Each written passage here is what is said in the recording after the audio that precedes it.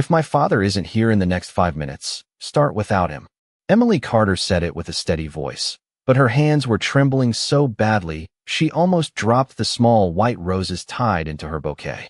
The wedding planner froze. Across the bridal room, Emily's mother looked away toward the window, pretending not to cry. Outside, the chapel bells rang once. Then again. It was 4:55 p.m. Daniel Carter was still missing. Emily stood in front of the mirror in a white dress she had dreamed about since she was 12 years old. Every chair inside the chapel had been filled. Every candle was lit. Every detail was perfect except for the empty seat in the front row with a small card that read Father of the Bride. People had started whispering 20 minutes ago. Some thought he got cold feet. Others said what they had always said about Daniel Carter. Duty came first. Family came second. Emily stared at the seat through the crack in the chapel door. He promised me, she whispered. Her fiancé, Ryan, stepped beside her and gently touched her hand. Maybe he got stuck in traffic. She almost laughed. My dad leaves 40 minutes early for everything. He irons his shirts the night before. He keeps a flashlight in his truck in case the power goes out. If he isn't here, her voice cracked. Then he chose something else. 12 miles away, Daniel Carter sat in the front seat of his old Ford pickup with the engine still running. His suit jacket was folded beside him. His tie hung loose around his neck. The dashboard clock read 4:57. He should have been at the chapel by now. Instead, he was parked outside a small garage on the edge of town with his phone pressed tightly to his ear. Tommy, he said quietly, staring through the windshield. Listen to me. Open the door. Silence. Then a voice came through the phone, rough and shaking. You should be at your daughter's wedding. Daniel closed his eyes. I know. Inside the garage, Tommy Reed sat alone in the dark. 20 years earlier, he had served beside Daniel in a place neither of them ever talked about anymore. Most people in town thought Tommy was just another mechanic with tired eyes and a limp in his left leg. They never saw what happened after midnight. They never heard the old nightmares. Daniel looked down at the photograph sitting on the passenger seat. Emily smiling during her final dress fitting. He had promised her he would walk her down the aisle. He had promised he would not miss this day the way he missed birthdays, school plays, dance recitals. Too many years. Too many apologies. Then Tommy's voice came through the phone again, barely above a whisper. You always save everyone else, Danny. Daniel gripped the steering wheel until his knuckles turned white. Not everyone, he said softly. The chapel organ began to play in the distance of another world, while Daniel Carter sat in the fading light, realizing he was about to lose the one person he had never stopped trying to come home to. The garage door stayed closed. Rain tapped softly against the windshield of Daniel Carter's truck.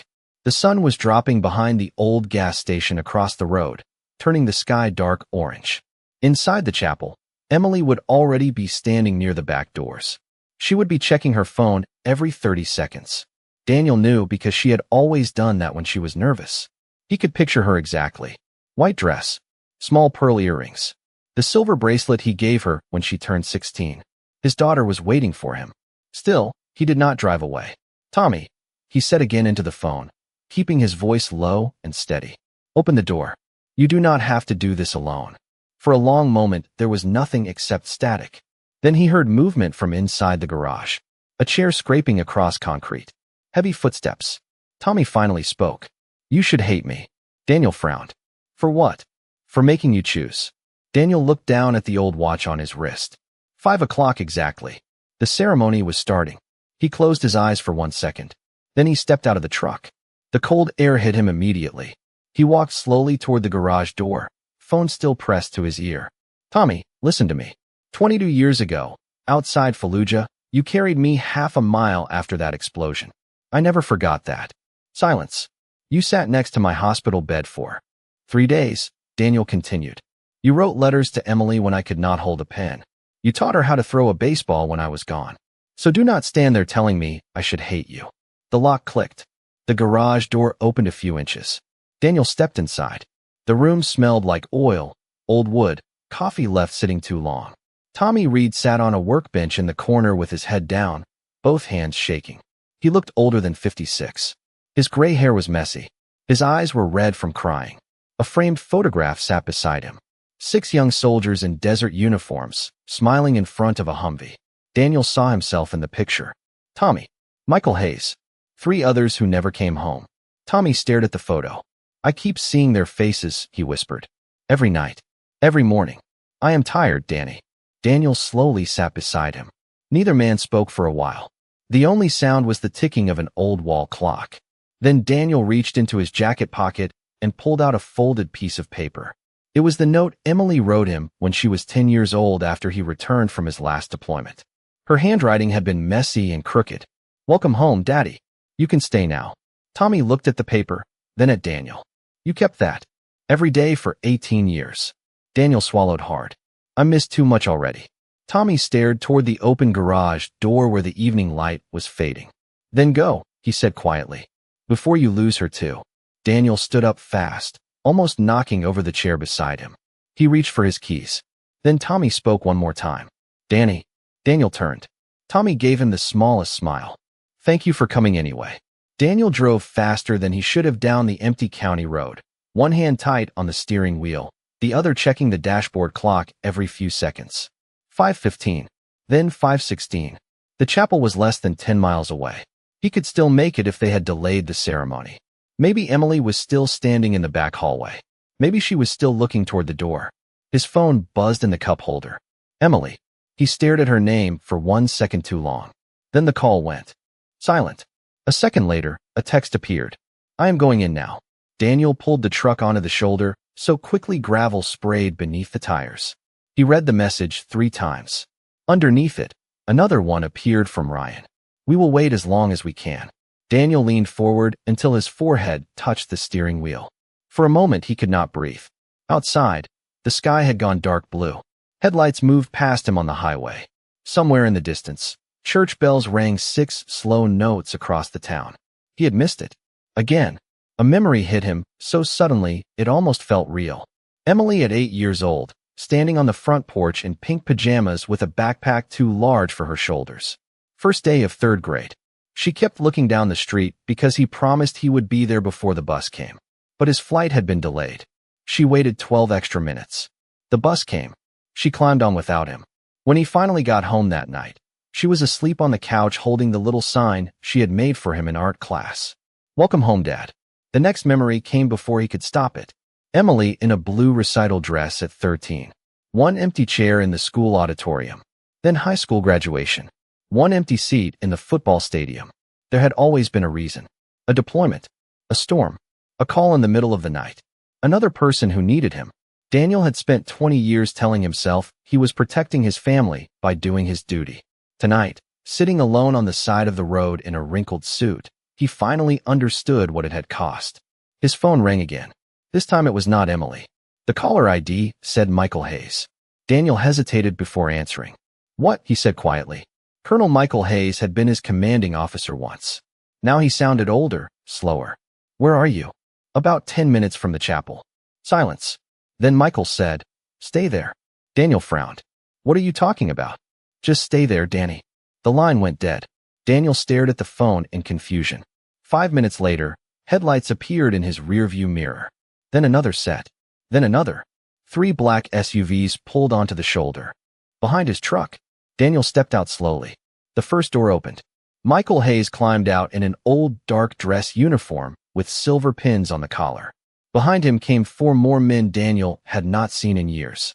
Men with gray hair, stiff knees, old scars hidden beneath pressed jackets. Tommy was there too. Daniel looked from one face to another, completely speechless. Michael stopped in front of him and held out a small box. Inside was the military ribbon Daniel had not worn since the day he left the service. You are not going to walk into your daughter's wedding looking like you already gave up, Michael said. Daniel looked down at the ribbon in his shaking hands. It is too late. Michael smiled faintly. No, he said. Not this time. Inside the chapel, the organ had stopped playing. The guests sat in complete silence, pretending not to look at the empty aisle. Emily stood beside the pastor with her bouquet hanging loosely at her side. Her makeup had begun to fade around her eyes. Ryan stood next to her, trying to stay calm, but even he kept glancing toward the back doors every few seconds. Emily's mother leaned close and whispered, Honey, we can do this now. We do not have to wait anymore. Emily looked down at the floor. The white petals from her bouquet had started falling one by one onto the old wooden boards. I know, she said softly. The pastor cleared his throat. Would you like me to begin? Emily took a slow breath. Every person in the room seemed to stop moving. She thought about all the years she had spent waiting for her father. Waiting beside windows. Waiting by the phone. Waiting in school parking lots after games ended. Part of her wanted to be angry. Part of her had been angry for years. Yet somewhere deep down, a small part of her had never stopped hoping that maybe this time would be different. She opened her mouth to answer. Then the chapel doors opened. The sound echoed through the room so suddenly that every head turned at once. At first nobody moved. Then one man stepped through the doorway. He wore an old military dress uniform with rows of ribbons above his heart. Behind him came another. Then another. 6 men entered slowly, their polished shoes striking the wooden floor in perfect rhythm. Some guests stood up without even realizing it. Others simply stared. Emily looked toward the doors, confused. She did not recognize any of them. The last man stepped inside a second later. Daniel Carter stood in the doorway with his shoulders stiff and his tie still slightly crooked. The room went completely silent. His suit was wrinkled. Rain still clung to the sleeves of his jacket. For a second he did not move. He simply looked at his daughter, standing at the end of the aisle in her white dress. Emily felt the breath leave her chest. Daniel took one step forward, then another. Before he could speak, Michael Hayes walked to the front of the chapel and turned toward the crowd. I think you all deserve to know why this man was late today, he said quietly. Daniel lowered his eyes. Mike, do not. Michael ignored him. For 23 years, whenever one of us called, Daniel came. Middle of the night. Christmas morning. Birthdays. Funerals. He never asked questions.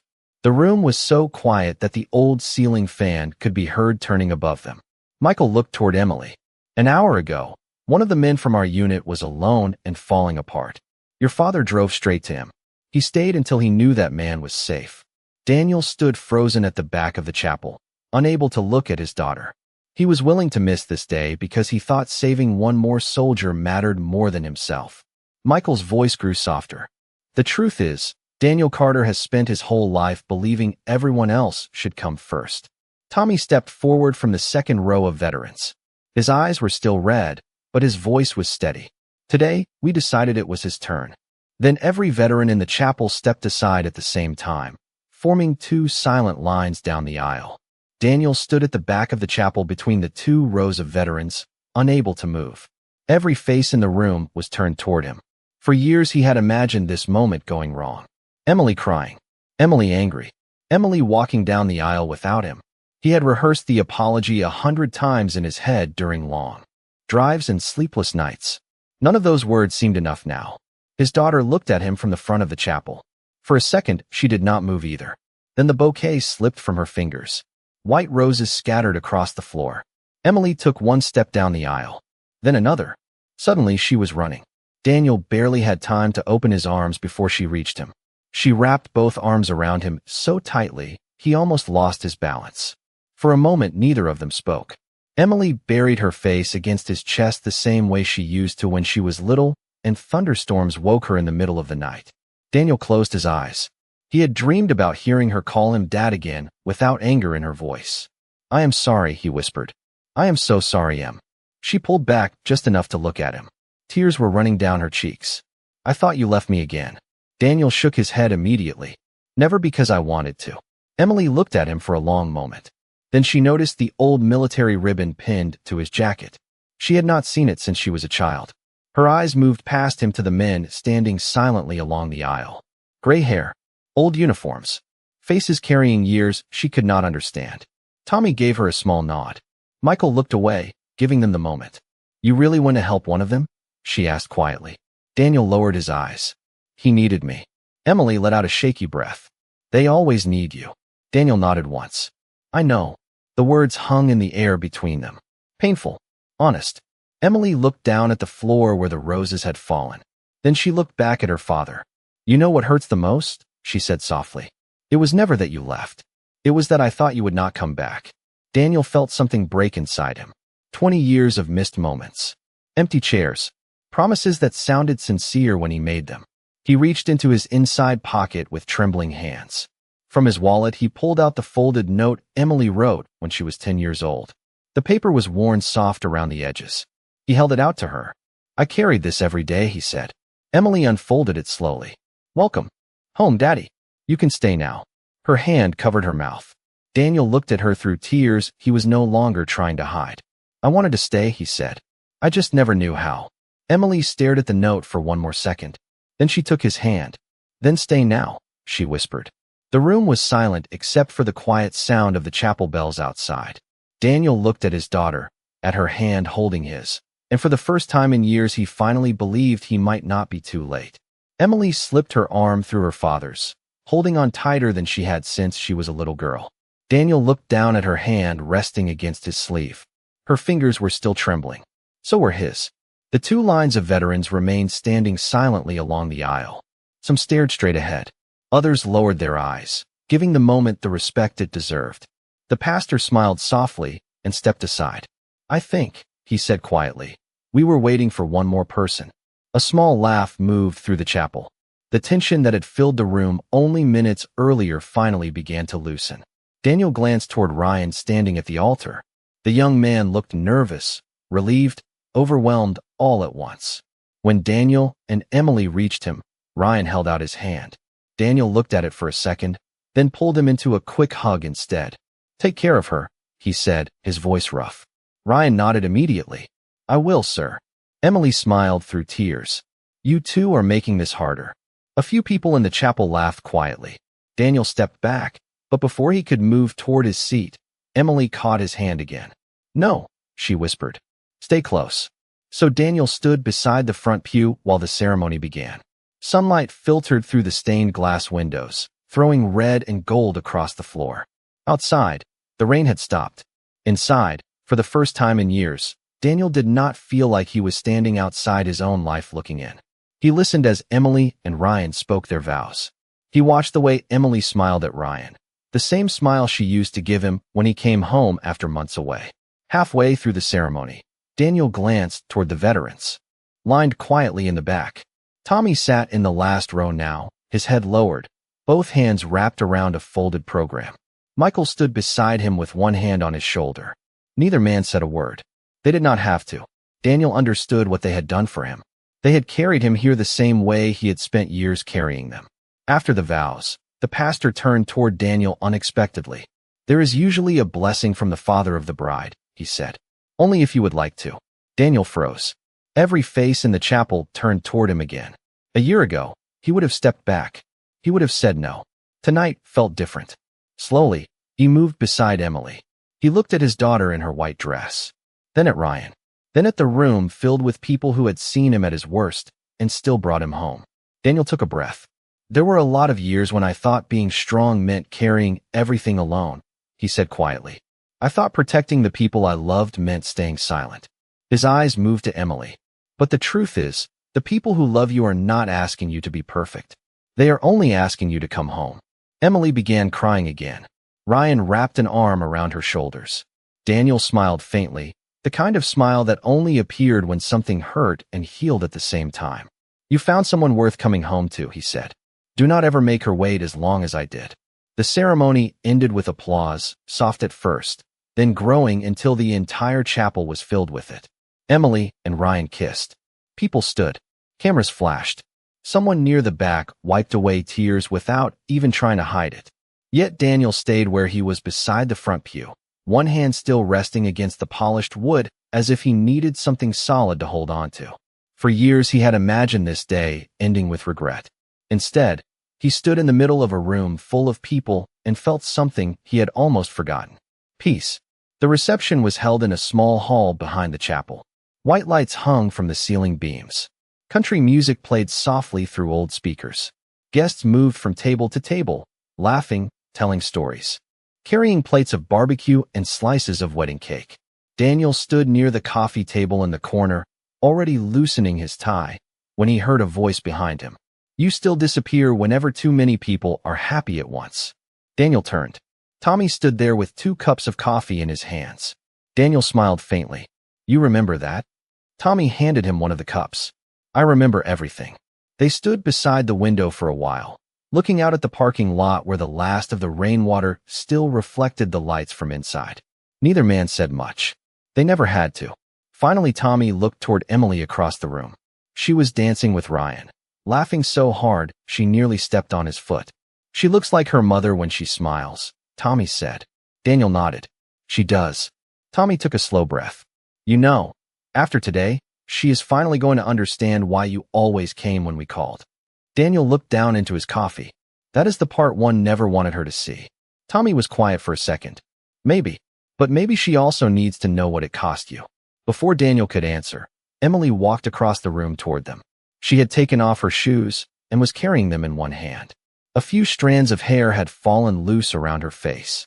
She looked younger somehow, more like the little girl who used to wait on the porch for him to come home. She stopped in front of Tommy first. Thank you, she said softly. Tommy shook his head. No, sweetheart. Thank him. Emily turned toward her father.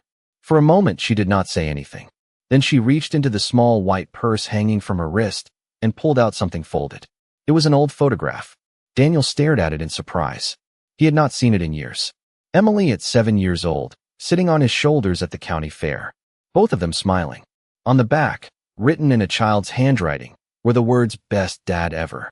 Emily held the picture between them. I kept this too, she whispered. Daniel looked at the photo, then at his daughter. His throat tightened so badly he could not speak. Emily smiled through tears. You missed a lot, she said quietly. But you were never gone from my heart. Then she slipped the photograph into the inside pocket of his jacket, right beside the old note he had carried for 18 years. Later that night, the music slowed. Most of the older guests had gone home. The reception hall felt quieter now, softer somehow. Empty plates sat on tables. Half-melted candles flickered in the corners. Daniel stepped outside alone and stood near the railing beside the parking lot. The night air was cool. Crickets chirped beyond the trees. In the distance, he could hear laughter drifting through the open doors of the hall. He loosened his tie completely and looked up at the dark sky. For years, he had spent nights like this sitting alone on porches, in motel parking lots, inside trucks with the engine running. Nights when the world moved on without him. Tonight was different, but he still did not know what to do with that feeling. The door behind him opened quietly. Michael Hayes stepped outside carrying 2 small paper cups. He handed one to Daniel without saying anything. Black coffee. No sugar. Just the way Daniel had always taken it. You still drink it like you hate yourself? Michael said with a faint smile. Daniel let out a quiet laugh. Some habits survive everything. They stood beside each other in silence for a while. Inside, music started again. Someone cheered. Michael looked toward the windows. You know, he said slowly, I used to think you were the strongest man I ever served with. Daniel stared out across the empty parking lot. Used to. Michael shook his head. Now I think you were just the loneliest. Daniel did not answer. Because it was true. There had been too many years when he only felt useful if someone needed saving. Too many nights when he drove across town for other people, but could not walk through his own front door and say the things that mattered. Michael took a sip of his coffee. We all saw it, he said quietly. Every time one of us called, you came. You never said no. Not once. Daniel looked down. I should have said no tonight. No, Michael turned toward him. Tonight you did exactly what you always do. You carried one more man through the dark. Daniel closed his eyes. And I almost lost my daughter because of it. Michael was silent for a moment. Then he reached into the pocket of his old dress jacket and pulled out a folded envelope. The edges were worn. Emily gave me this an hour ago, he said. Daniel frowned. What is it? She said I should wait until you were outside. Daniel slowly opened the envelope. Inside was a single piece of paper torn from a wedding program. In Emily's handwriting were 6 simple words. I am still here, Dad. Daniel stared at the note until the words blurred. Michael looked away, giving him time. After a long moment, Daniel folded the paper carefully and placed it beside the old photograph and the note from years ago. 3 pieces of his daughter. 3 reminders that she had waited. The door opened again. Emily stepped outside barefoot, holding the bottom of her dress in one hand. There you are, she said with a smile. Daniel quickly wiped his eyes. Emily pretended not to notice. She walked over and slipped her arm through his. They are about to play our song. Daniel looked confused. Our song. Emily smiled wider. You forgot. Then she softly began to sing the old country song he used to play in his truck when she was little, every Friday night on the drive home. Inside the reception hall, the lights had been lowered until the room glowed gold and soft around the edges. Couples moved slowly across the dance floor while the old country song filled the room. Daniel stood near the doorway, still holding the folded note in his pocket, when Emily reached for his hand. "Come on," she said quietly.